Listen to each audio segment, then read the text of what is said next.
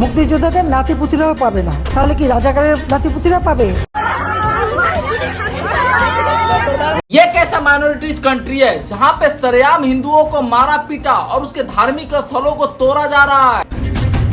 बांग्लादेश अभी आग की लपटों की तरह जल रहा है और इस लपटों में न जाने कितने हिंदुओं का घर अभी तक जला चुका है और इसका कारण है बांग्लादेश के गवर्नमेंट को गिरना। और इसी कारण से बांग्लादेश की माइनॉरिटीज और वहाँ के हिंदुओं का बहुत बुरा हाल है। Idols of Bhagwan Jagannath, Balbhadra and Devi Subhadra on the floor of a burnt temple in Bangladesh.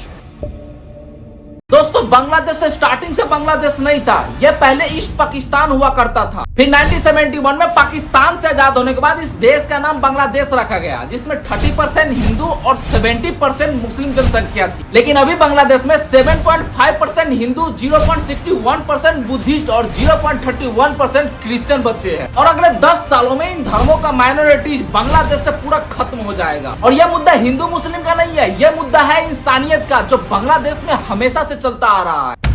क्या आपने कभी सोचा है कि इस प्रोटेस्ट को करवाने और इसके पीछे किसका हाथ है? आपको हम बता दें कि इस प्रोटेस्ट के पीछे जमात इस्लाम एक आतंकी ऑर्गेनाइजेशन का हाथ है, जो चाह रहे कि पूरा बांग्लादेश में शरिया कानून लागू हो जाए। इनफैक्ट अभी बांग्लादेश में स्टूडेंट प्रोटेस्ट और शेख हसीना की सरकार को गिराने के पीछे इसी ऑर्गेनाइजेशन का हाथ है। कभी किसी ने सोचा नहीं होगा कि ये मामूली सा प्रोटेस्ट इतना ज्यादा भयानक और इतना हिंसक रूप ले लेगा।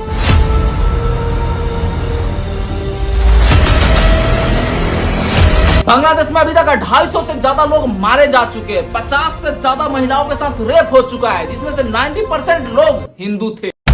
मतलब हम हिंदुओं का माइनॉरिटीज इतना ज्यादा कम है कि हम लोग अक्सर सुनते हैं कि पाकिस्तान में हिंदुओं का घर जला दिया गया, पाकिस्तान में हिंदू महिलाओं के साथ गैंग रेप किया गया, और अब बांग्लादेश में भी यही हो रहा है। हिंदू माइनॉरिटीज का अस्तित्व ही मिटाया जा रहा है। हमारे इंडियन पॉलिटिशियन जब गाजा में अटैक हो रहा था तो उनके लिए आंसू पे आंसू बहाए जा रहे थे, लेकिन अब बांग्लादेश में हिंदुओं पे अटैक हो रहा है तो उनके लिए उनके फोन से एक ट्वीट भी नहीं हो पा रहा है। ये लोग सोच रहे हैं कि अगर हम लोग इसमें कुछ बोलेंगे तो भाई साहब हमारा तो वोट बैंक ही खत्म हो जाएगा। और विपक्ष के नेता वैसे को कहना कि हमें बाहरी देशों से कुछ लेना देना नहीं है। जब तुमको इससे कुछ लेना देना नहीं है तो जब गाजा में अटैक हो रहा था तो वहाँ पे तुम्हारे फूफा का ताऊ का लड़का था क्या, जो तुम उसके लिए आंसू पे आंसू बहाए जा रहे थे? गाजा में एक ह्यूमैनिटेरियन कॉरिडोर को खोला जाए, गाजा में सीज फायर कराए।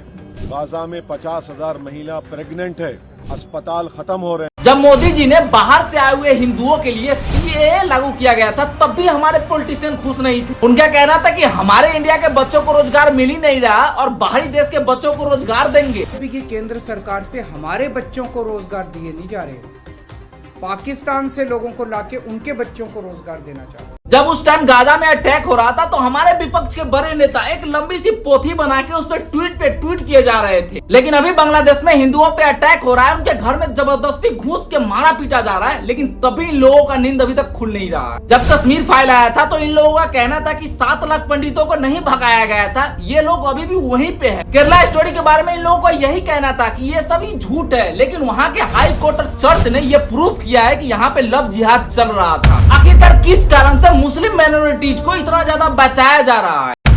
तो भैया आप लोगों से एक अनुरोध है कि कैसे आप लोग अपने स्टेटस में ऑल आइज ऑफ पैलेस्टीन लगाया करते थे, वैसे ही अपने स्टेटस में all eyes of Bangladesh Hindu लगाया करो। जय Hind. Troops on the streets, a strict curfew, a near blackout of communication.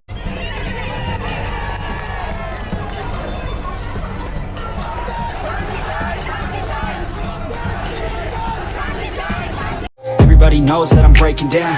Everybody knows I ain't faking now. Everybody knows my heart's vacant now. Yeah, she hates me now, I made mistakes but now I don't ever wanna be alone. I don't really ever feel it.